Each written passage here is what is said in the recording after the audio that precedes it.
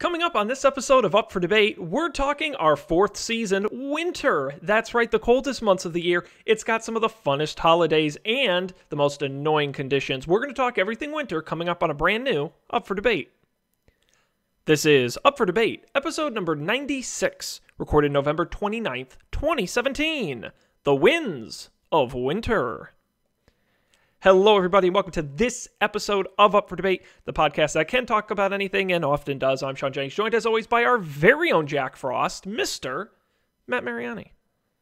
How are we doing today, snowy Sean Jennings? I am cold, Matt. I am cold and I am dry. It's so dry. Where did all the water go? It's so dry up north. I forgot about that.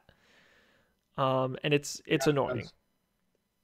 Having a dryness issues. The air. It's just like all the moisture. Everything's like just dry and cracked. It's like being in the goddamn desert, except cold.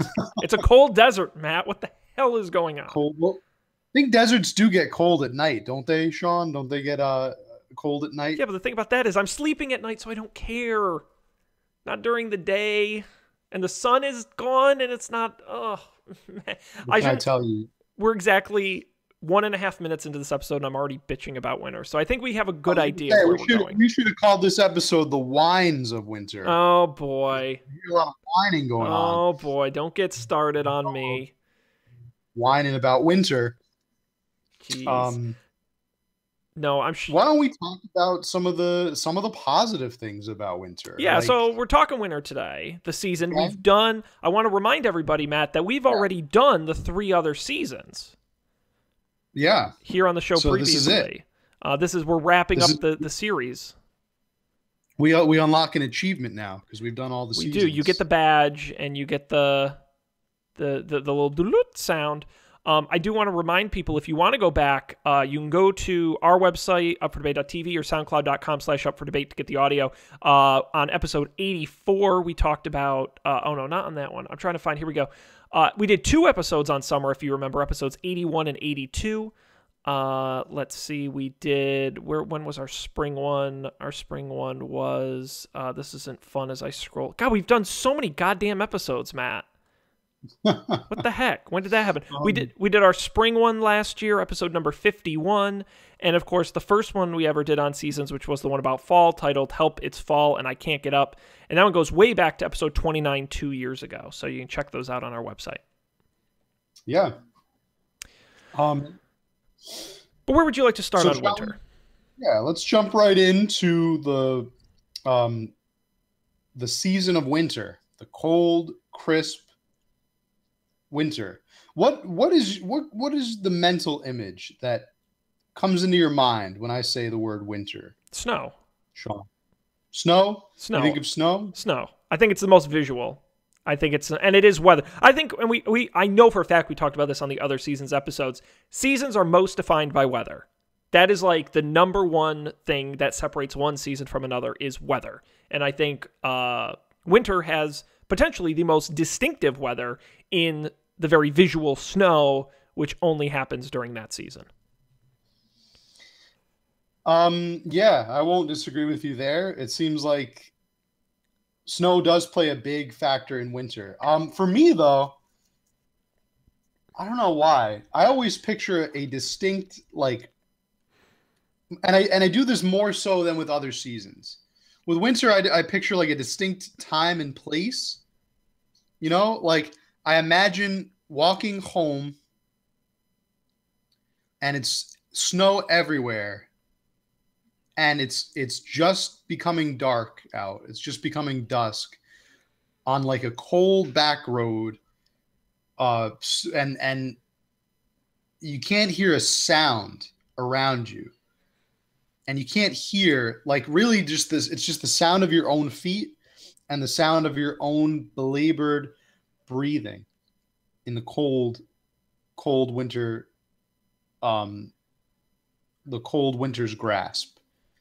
That's what comes to my mind when I think of winter. That sounds like something somebody would say who's just about to die. And like, I see it. The cold grasp is taking me to the light.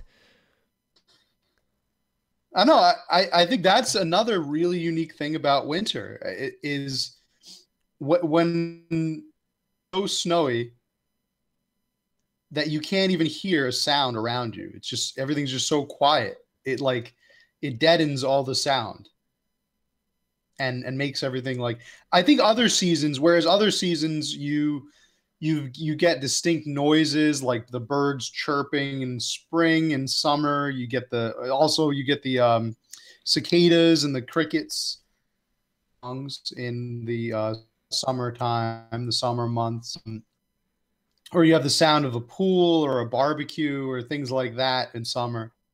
Autumn, crackling underneath your feet. You have a smell of a campfire or like a nice like stew brewing in the kitchen. That's a very fall thing. But like for the winter, in that same vein, has got to be that deadening silence or that absence of any kind of real. Okay, and I have that anywhere else, but in the cold months.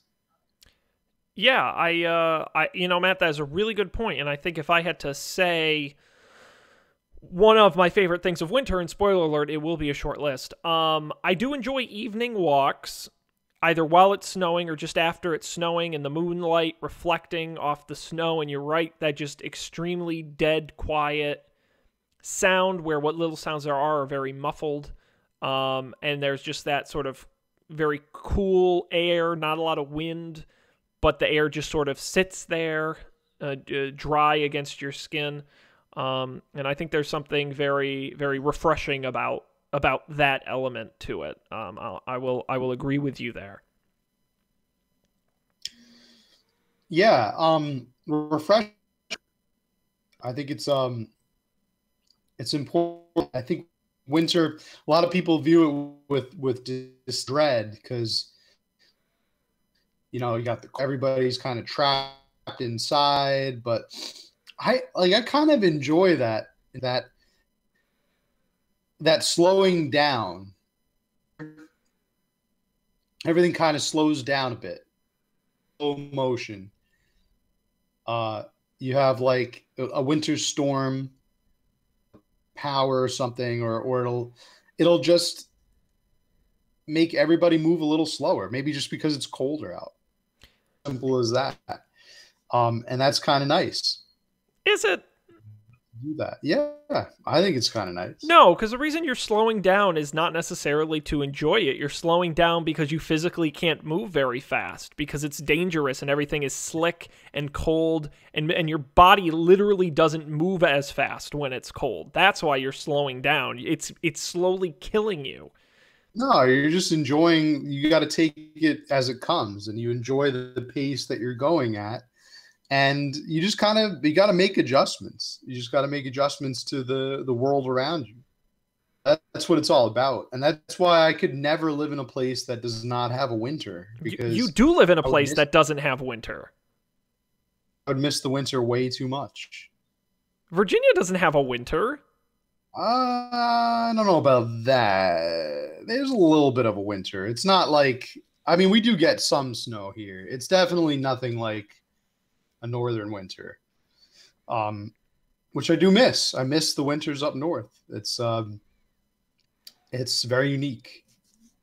I think we're kind of spoiled in the Northeast with the seasons. I think we do. No, we really do get the best of all seasons. I think we really do. We get a great, beautiful fall. We get a mystical and fantastic winter, and we have mild summers. You can't really ask for much better than that. Yeah, no, Matt, because I know that's one of those things. I love the seasons. That's one of those things people say. And, I used to think like, okay, I kind of get where they're coming from. And then I moved to Houston, a place that has really one season, maybe two. And I realized how bullshit that is. It's bullshit, the seasons thing. Seasons suck. What are you talking about? No. This isn't not even close to accurate. No, because you know what it is? What? You don't need variety. You need consistency. Yes, Variety is great, Matt. You know me, Matt. Variety is the spice of life. You know me, Matt. You know I love variety. I love Yeah. variety. I do. Right. But in the not in my weather, because weather controls everything in your life. It controls when you go outside, how you go to work, how comfortable you are. Everything weather is so critical to our lives. You want less consistent. You want less inconsistency in your weather because it's going to screw with you when you don't know what's going on. And when you live in a place with seasons, every day is a new adventure, which is bad. That's great. No, that's amazing. no. That's what makes it great. All right. I'm just thinking of that song by Blind Lemon, No Rain. Like that guy who complains that that there's no rain. I would be that guy. I'd complain if there was no rain. I love the change in seasons, and I love the change in weather, and I love how everything is different every day. And that's the way it should be. It should be totally unpredictable. Who wants to live in a place where it's sunny all the time? Who wants to live in a place where it's beautiful all the time? Me. I like that. Matt, I like that variety. No, but think about it, Matt. I have to have a wardrobe that spans everything from 0 degrees to 100 degrees. That's terrible. Yeah.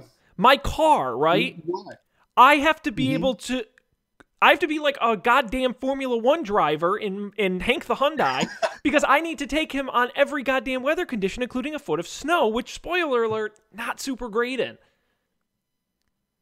The sun disappears for a few months. Where does it go? I get to work and it's dark out, and I leave work and it's dark out, Matt. I miss the sun. That's the one thing I'll zoom in on it, and I will say that that's the thing that kind of sucks about winter that I don't even really like is that lack of sunshine. I kind of hate that. That kind of sucks. Like the fact that you drive to work and it's dark, and then you come home and it's also dark. It sucks. It's awful. And you get to see the sun like maybe an hour every day if you're lucky. It sucks. But I think the plus side of that is that you're that much grateful. You're that more makes you more grateful when it does come out and appears for a longer amount of time. What are you? You have more gratitude for the sun shining as it does. Matt, don't you? That's like saying, oh, I'm going to volunteer to be homeless for 3 months out of the year so I feel better about having a home the other 9 months. That doesn't make any sense. I think it makes perfect sense. I think that would totally make me more appreciative of a home that I would have. Actually, I could see you doing that. I think it's the same thing for the sun. You know, you're much more appreciative when the sun does come out. And you're like, oh, you know, and maybe things aren't so bad. The sun is shining for a longer amount of time than it was yesterday. That's what the great thing is, climbing out of that hole, like toward the end of winter when, you know, it gets lighter out a little bit later every day. And then you're like, I see this and I appreciate it. All right. But that's part of the bad thing about winter, right? Is because in the fall, all of a sudden, bam, it's winter. Right? It just jumps on you. You're like, where the hell did it come from? One day it's 70 and the next day it's 50 and then the next day it's 30. Like winter slams on you hard, which is great. You know, I don't need a long transition. The problem is coming out of winter takes forever. It's like it's March and it's still cold out. And you're like, this will never. And then there's like always that like 1 week in mid-March where it's like 70 and the sun's out and you're like, bust out the shorts. Summer's here. And then boom, it's 40 degrees the next week. It's such a tease. Winter is such a tease. And I'm like, just goddamn get to it already. I'm sorry. I must sound like a raving lunatic about this. But I really, genuinely, I didn't realize how much winter sucked until I didn't have a winter. Winter is miserable. I'm cold all the time. It's much harder to heat your home than it is to air condition it. I learned that, both in terms of cost and effort, because it's easy to lower the temperature. Getting it up takes a lot of effort. I've got like 8 blankets on my bed mat. What is going on? I enjoy that. I like the cold weather. Great example is last night I couldn't get to sleep and I discovered that my temperature was like 75 in this apartment. I was like dying. That's why I lower it to like a cool 67 degrees. That's what I like to do. I like to lower the temperature to like something nice and cool, freezing if that's what it takes. And then I just bundle up with blankets. It's easier to warm yourself up than it is to cool yourself down. That's a fact. I disagree with that. Fact. 100% fake news. True. There's no true. disputing. No, you can't just make stuff up. It's not. You can't dispute it. How can you cool yourself down if you, I mean, you can warm yourself up. You can throw on a sweater. You can throw on blankets. Like, how do you cool yourself down? You take off sweaters and blankets. All right, but then what? Then what is there to do after that? You can put an unlimited amount of blankets on you, and you could wear a limitless amount of sweaters to warm yourself up. There's only so many clothes that you can remove. Matt, you have central air. Yourself down. What? You have central air. We're not gonna. This is a fight where no one's going to win, especially not the listeners. I don't think we're gonna agree on the weather aspect of winter. I appreciate your position. The weather does have some advantages. Again, if it was like just the months of December and January, I think I'd be okay. The problem is winter seems to take from like mid-October to like mid-April. Like it takes forever. And then summer is like 2 to 3 months. I'm like, what? It's very unfair. So I need more balance. That's got to be just where you live, because it's not like that here in Virginia. No, well, of course not. No, of course, no. Like, and this is totally a Northeast thing. Really started here. Yeah, winter has not even begun here. And it won't. Till like maybe the day after Christmas or something. No it joke. Feels like it's going on forever. In Houston, we had winter for 3 weeks, and that's not an exaggeration. It was cold for 3 weeks, and then it was 70 every day. Yeah. Like, that's maybe too short. I'd say fair. But it's so... I miss the sun. But anyway, we should probably move on from the weather and talk about some other fantastic aspects of winter, Matt. Like the food. What kind of food? What was your favorite winter treat? Well, Matt, I know on the fall episode we had quite a lengthy discussion on pumpkin and pumpkin spice as being a sort of fall classic. But I'm not a big pumpkin spice guy. I skip fall. I go straight to peppermint. Peppermint's an awesome flavor. That is a great winter flavor. You can get peppermint scented and flavored everything. It's refreshing. You can have it in August. It'll still feel like winter. I'm a big fan of peppermint. Wow. Peppermint's pretty basic, Sean. I have to say, I'm not a big fan of peppermint. What? I'm going to disagree with you on that one. I'm gonna hit you with the facts. Straight up facts. Peppermint tastes like toothpaste, Sean. Every time I eat something with peppermint in it, it tastes like I'm drinking a tube of toothpaste. I'm not a fan. I'm not a fan at all. Really not. Wow. Really kind of had it with the peppermint. That's what? You're just over peppermint. I'm over it. I'm over the peppermint. It convinced me that I'm not eating toothpaste while I'm eating peppermint. But it's not it's not. Toothpaste tastes like toothpaste with some mint. Yeah, mint, which is mint and peppermint. But what about the smell? Anytime I eat mint, all right, it smells like toothpaste. I just can't get over it. So, like, if someone gave you a peppermint candle, you wouldn't burn it? Probably not. I would rather burn a pumpkin scented candle or something like that. Oh, you know what, Matt? I bet you're a Christmas tree, like a balsam fir type smell guy. I like the smell of a Christmas tree. A freshly cut Christmas tree is great. Gingerbread, very, very good. That's a good smell. Scent. Yeah, it's a great appropriate winter scent. Yeah. Just really not crazy about the peppermint. No, that's okay. It's not for everyone. I think that peppermint, like, there are peppermint cookies that are pretty good. They're okay. I can kind of get past that if they're like different flavors going on in there. But no, what I'd like to say is the best winter treat is hot chocolate and hot cocoa. 100%. For beverages, I wouldn't say all food, but I would say, the best. No, well, yeah, I guess. Are you a big eggnog guy? I do not like eggnog. I really like eggnog. It's an unbelievable amount of calories to put into your body, but it's fantastic.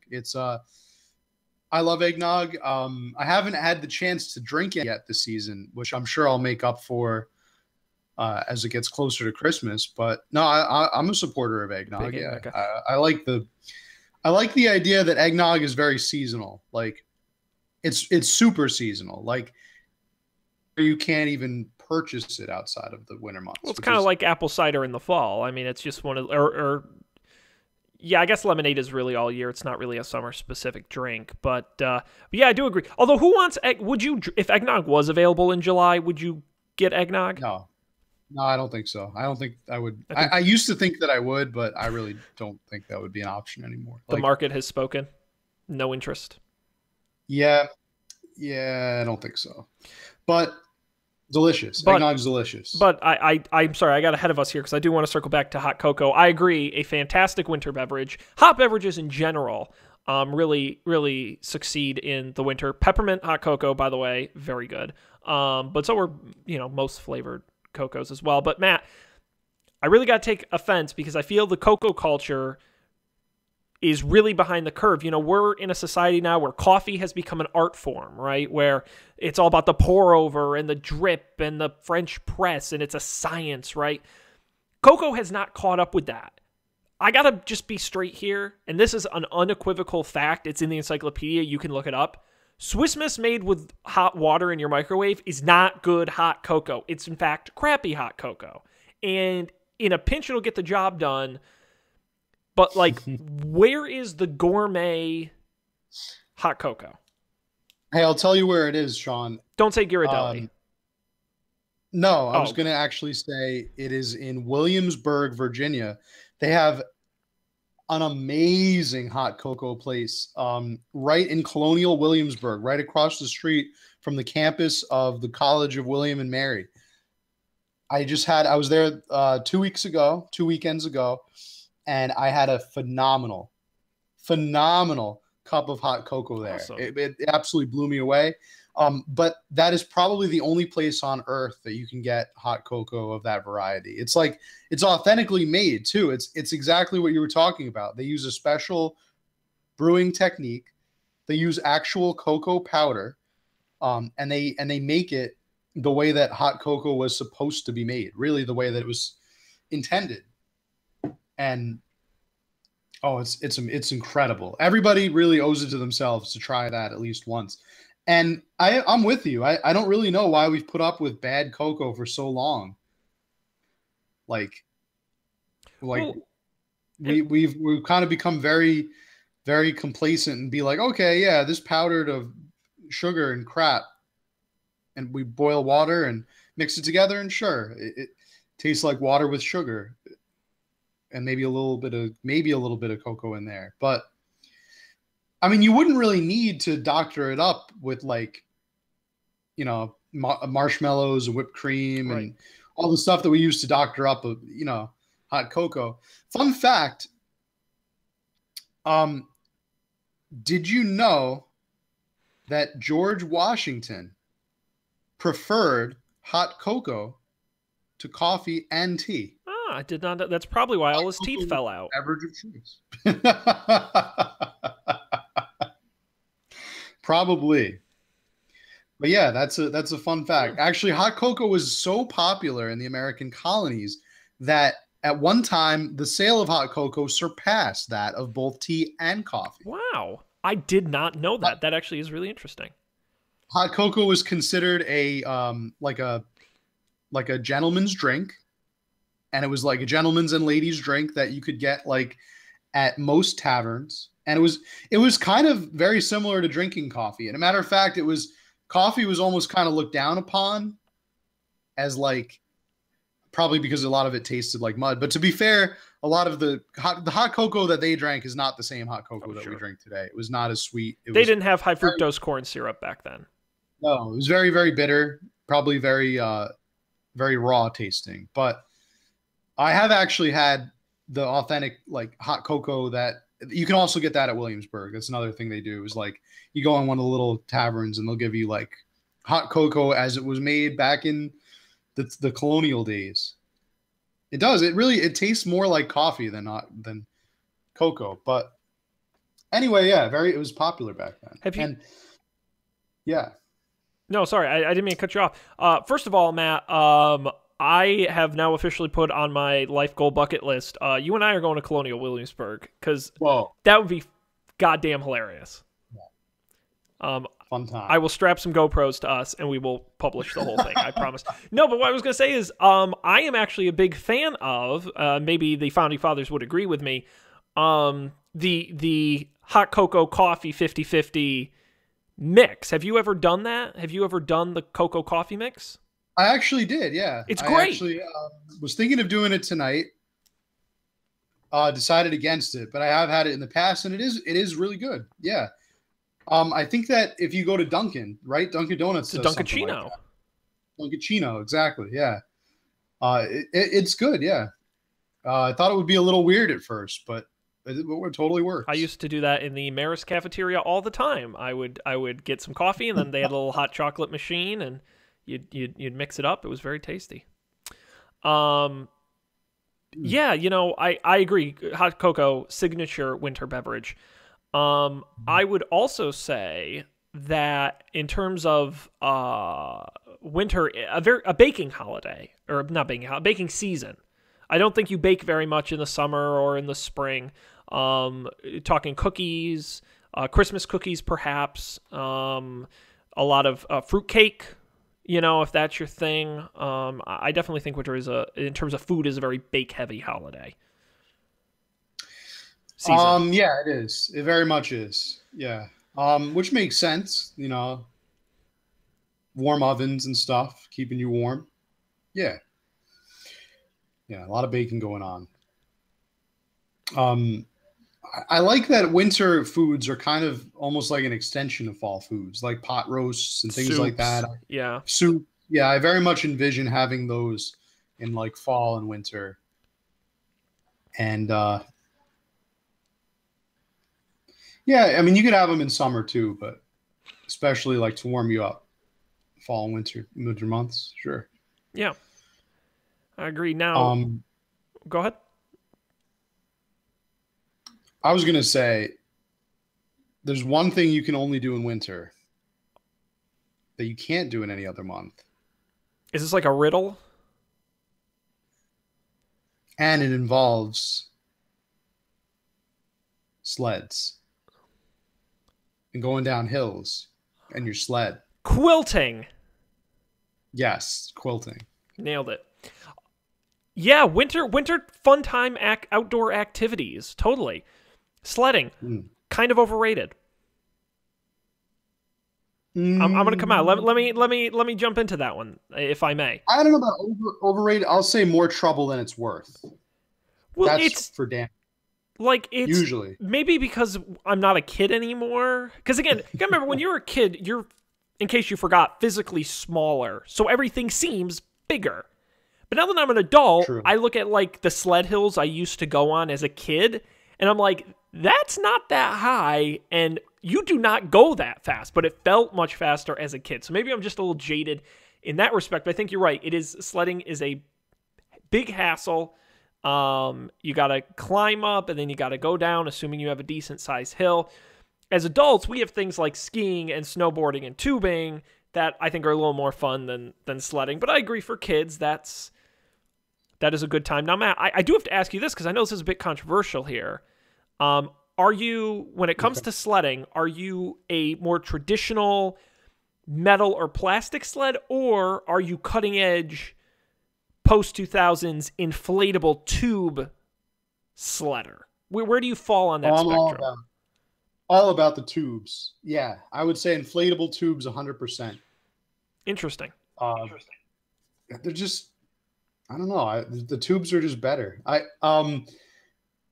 mean, number one, they're easier to carry up the hill. I guess now I'm thinking about this as like a jaded adult, but like when you got to climb back up that long hill, the tubes are just easier to carry. You just put them over your head and kind of much lighter to carry than a sled. And I feel like they go faster, don't they? They just seem like they go faster down the hill than a sled does. I think More aerodynamic, I guess. I just think they weigh less, so that if you have very soft snow, it's not going to sink down as far. I think that's the difference. The problem is, Yeah. the problem I found with inflatables was that, and I haven't done this in years, but you have to have the right kind of, if you have the wrong kind of snow, if you have very wet snow, it sticks and it doesn't move as fast, which usually, I just find inflatables are a little flaky. Like if you have a good snow, you will go stupid fast on an inflatable, like more fast than you should probably be going. You just really have to have the right snow. The other thing about inflatables is they can pop. And I have popped a number of those when I was in my teenage years. Because you get going really fast and you bounce around and you hit a jump and you go up in the air and you land on it, boom, you blow it out, which you're not going to do on a classic sled. Yeah, I think that, I don't know, it's been so long since I've been on either of them, but I still got to give it to tubes. I think that's fair. Mm-hmm. I think that's fair. Got to give it to tubes. So what other wintertime activities do you enjoy?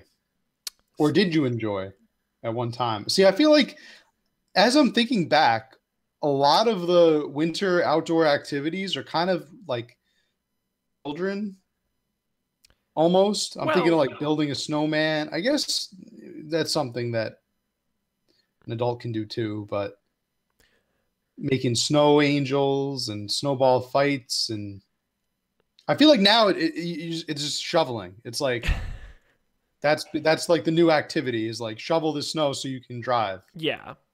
Or like so you don't fall. But I also think I think for the adults, it's skiing and snowboarding and professional level tubing. I think those are more of the adult, even like cross-country skiing or snowshoeing, I know is kind of gotten popular the last couple years. I think those are really more of the adult version of those sort of goofy. I guess the big difference is you described for kids all stuff you can do in your own yard, which is obviously important for kids. They can't drive cars. But I think as far as adults go, I just don't think we do much in our yards anymore at our own respective homes. We're too busy maintaining them to actually enjoy them, so we have to go somewhere to do it, like a mountain or a state park or something of that type. State park. That's a very good suggestion. I never thought of that. Going to a state park in the snow. Do you have experience with this? Let me make one thing very clear, because I know that there are a lot of fans out there who may be new to the show who don't personally know me. So, just to give you, especially as you're looking for context as we go through this episode, and I think this will inform a lot. In the winter, I don't go outside, period. End of discussion. I get in, really, no joke, especially during the week, the only time I spend outside is walking from my car to the office. I have a garage attached to my place. I don't even have to go outside to get into my car in the morning. So I spend as little time as humanly possible outdoors. So, Matt, no, I have no experience snowshoeing, cross-country skiing, spending any amount of time in a state park. Now, that being said, I kind of would like to do that. I kind of would like to try it. I think that sounds very, very fun. My brother was a big cross-country skier, and I think I would be willing to spend a small amount of time trying it. I've never gone skiing or snowboarding. These are things I generally avoid doing. I've never been snowshoeing. I don't really get the concept of it. I know you put on those big like tennis racket looking shoes and trudge through snow. Yeah. But is that it? Is that all you like? You're just walking on the snow? It's like walking through the woods in the summer. I mean, it's just, you can't do it without some sort of foot accessory, or you'll be putting your foot in 6 inches to a foot every time you step down. So it just kind of prevents, it reduces the amount of strain. But no, you're just walking through the woods. Okay. Yeah. I think it'd be kind of nice to get out and do that. I don't know. Sounds like a lot of work. And you can't do it for long periods of time too, which is kind of difficult. Like you can do an all-day hike. I certainly couldn't do an all-day snowshoeing excursion. I think after about 2 hours, I'd be like, fuck this. I want to go back to the lodge. So see that kind of eliminates a lot of the issues I have with hiking. Like winter itself kind of eliminates a lot of the issues with hiking. Like I really don't like bugs. All right. When I'm hiking, I don't like being bothered by insects and bugs and things like that. Fair. I don't like getting bitten by mosquitoes, especially. Mm-hmm. or ticks or anything like that. And those are all gone. That's not a problem in the winter when after a snow. It eliminates the threat of bears or any kind of big animal because they're all hibernating. No, Unless but you that's accidentally stumble on like a den yeah. But of what about like a snow leopard or where are we hiking here, Sean? In in the the Siberia, Himalayan Matt? Siberia? Polar bears, Yeah. you know. I mean, as long as you're not, in a dangerous place, but I'm sure like a state park in New York or Massachusetts, you'd be okay, not have to worry about snow leopards or yetis or anything like that. Famous last words.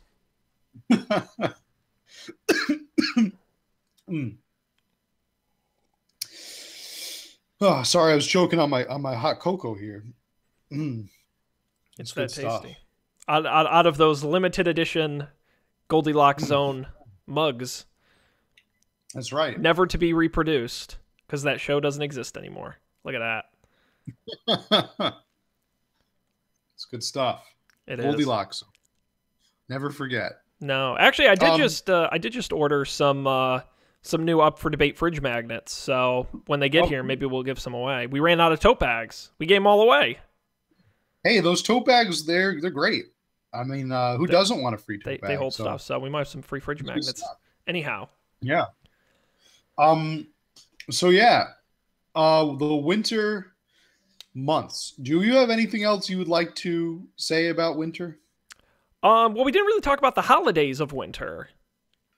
Okay. Yeah. Which is something we did, and we talked about Thanksgiving in the fall episode and the 4th of July in the summer episode. So I think we'd be leaving some content on the table if we didn't talk about the two big holidays that really occur in the winter, which would be New Year's, of course, and yes, and Boxing Day.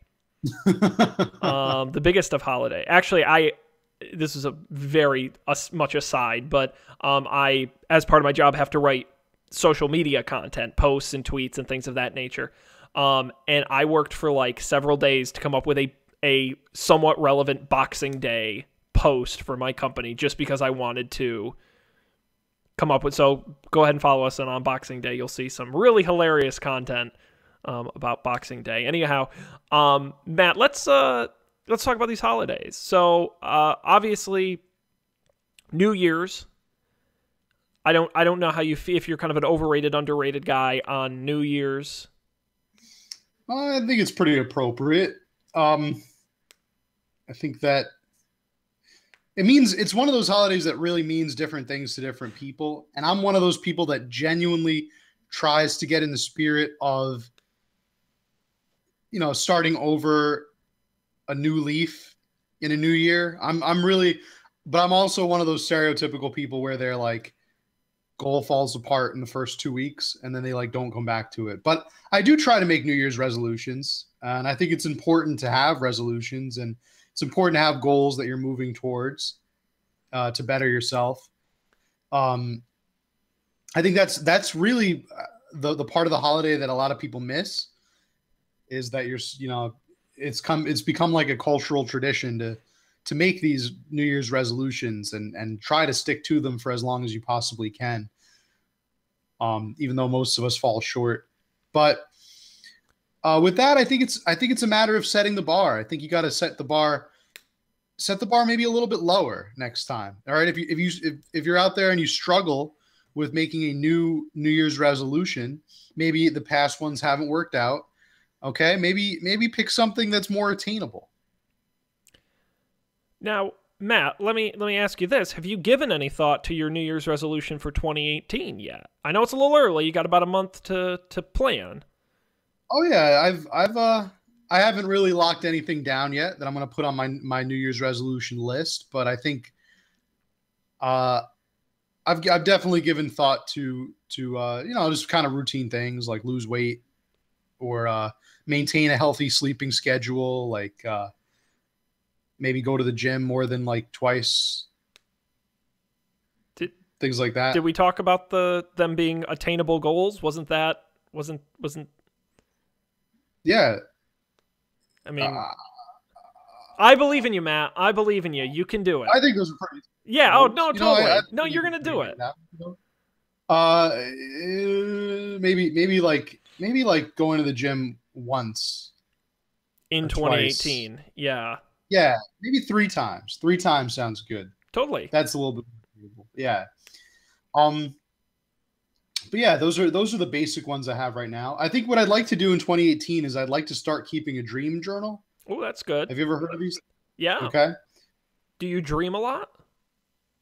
I really don't, but when I think the problem is that I probably do, but then I forget about it after I wake up and like walk around a little bit. And I've Hmm. always kind of thought the dreams are fascinating things. Like they're kind of like windows into our innermost thoughts and subconsciouses. And so I'd like to keep a dream journal. I'd like to have one like next to my bed that I could like write things in.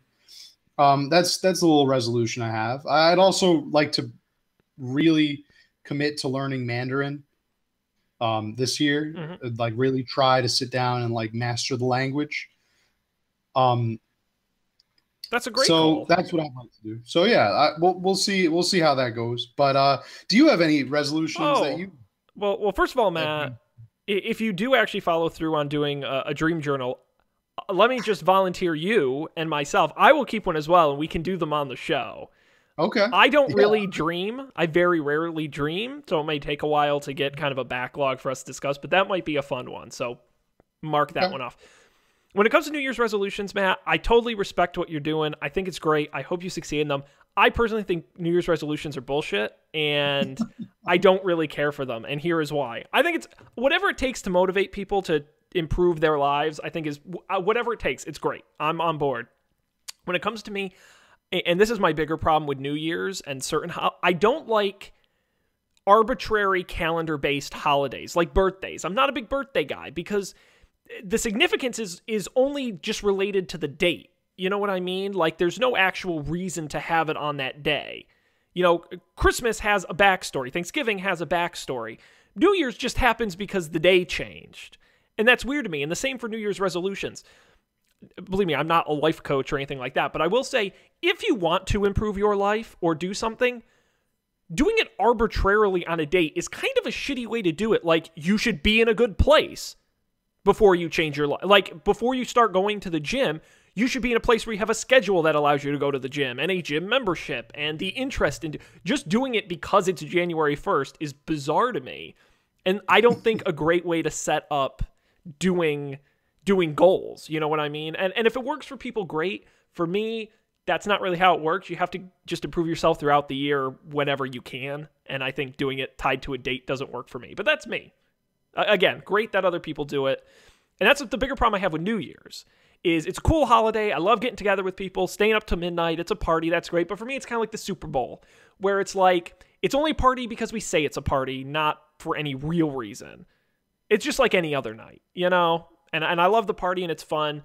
Yeah. So that's my kind of ho-hum thoughts on New Year's. It's fine. I don't hate it. I don't get excited for it. So I think that I was just wanted to go off of like tying New Year's to a date. I think what part of what it does is it allows people like me to procrastinate on their goals. Like I procrastinate all the time. So I don't have to start keeping a dream journal right now, or I don't have to start going to the gym right now. You know, I'll put it on the calendar and January 1st, that's when I'll start going to the gym more, or that's when I'll start practicing Mandarin more, like something like that. Sure, but couldn't you do Kind of that on December 1st?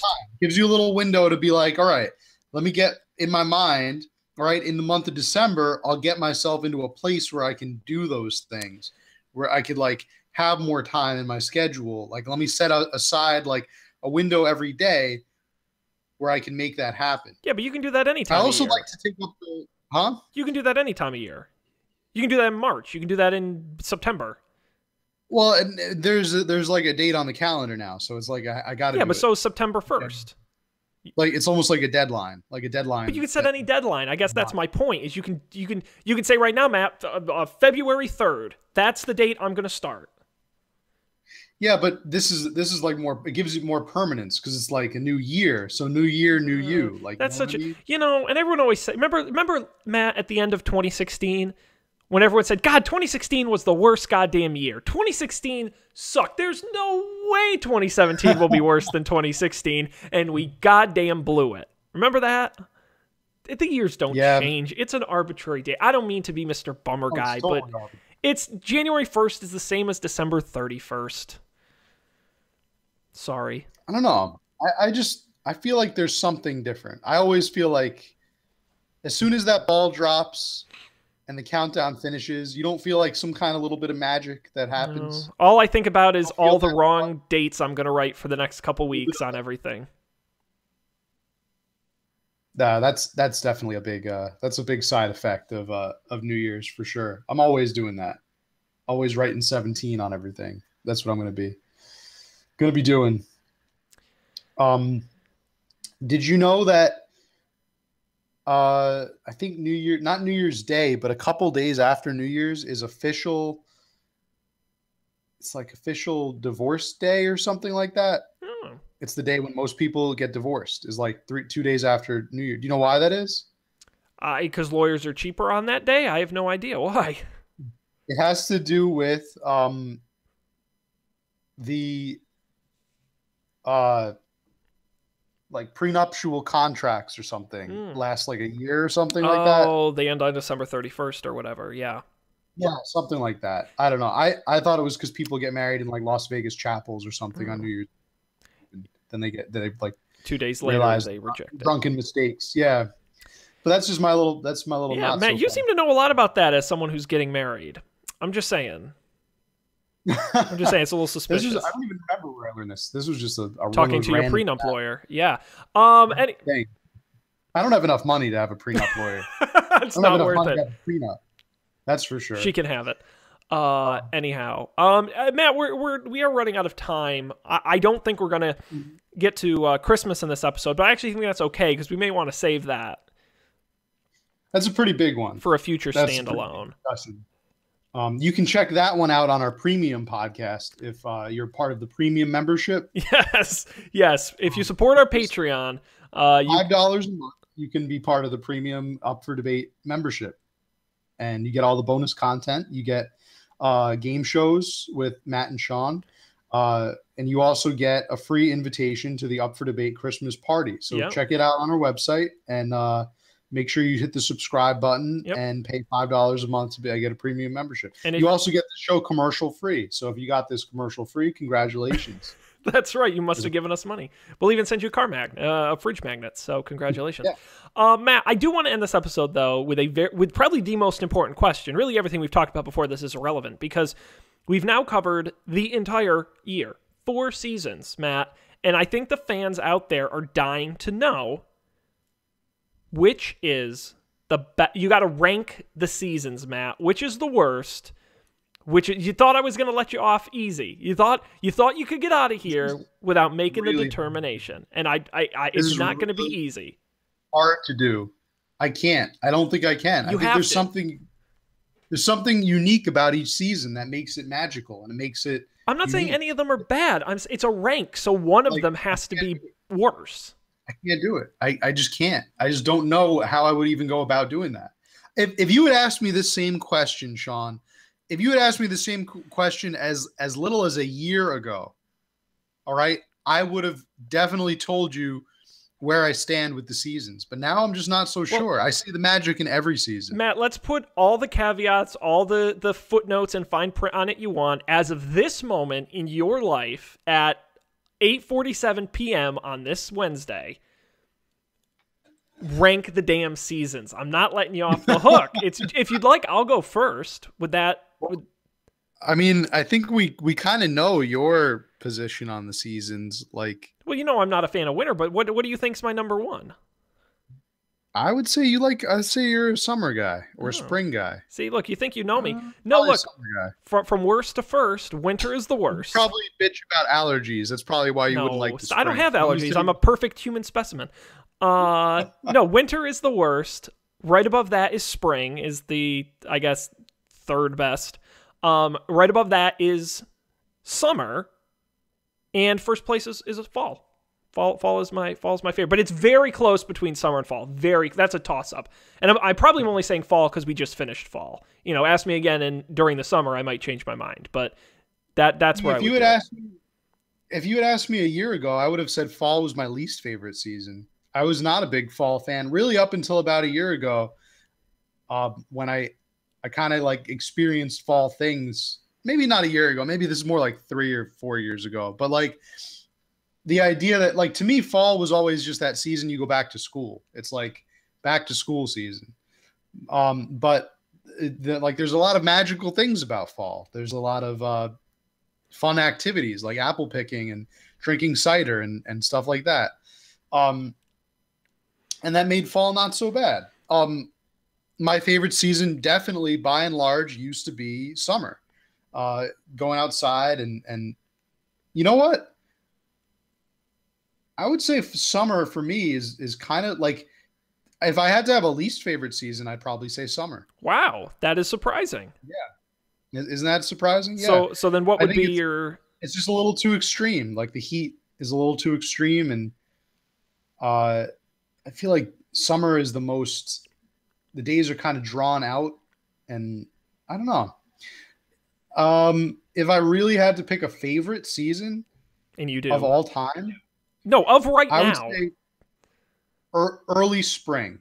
I would say spring, and I would say like the first few months of spring, when spring is just finally turning over. I think the weather outside is perfect then.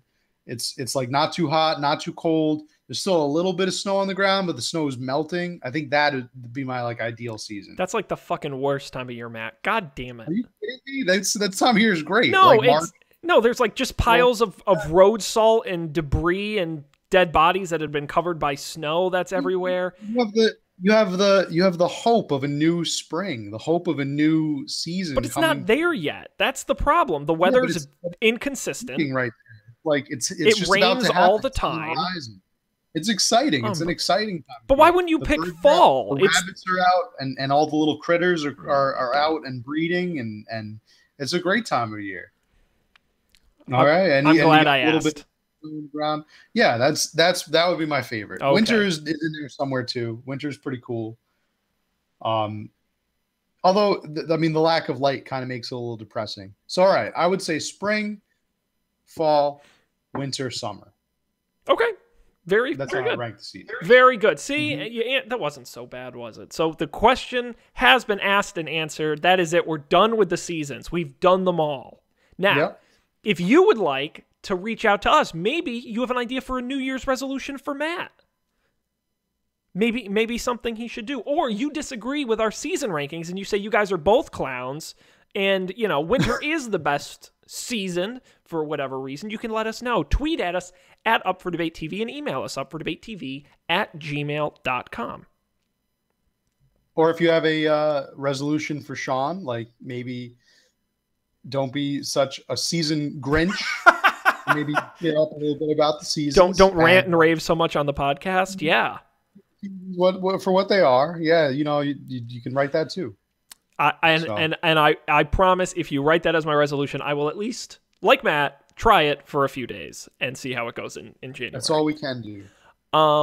Before we go out, we got to give people some news here. We've got upfordebate.tv is our website. You can go there and get all the episodes and all the links where you can subscribe and reach out to us. And, of course, follow our movie league all winter long at upfordebate.tv/movies. Matt, you guys just had a big movie come out, Coco. Did you get out to the theaters to support your own movie? I am going on Friday. Oh, We're going to go see it on Friday. Super. I'm excited. I understand that you have gone to see Coco, Sean. Is that true?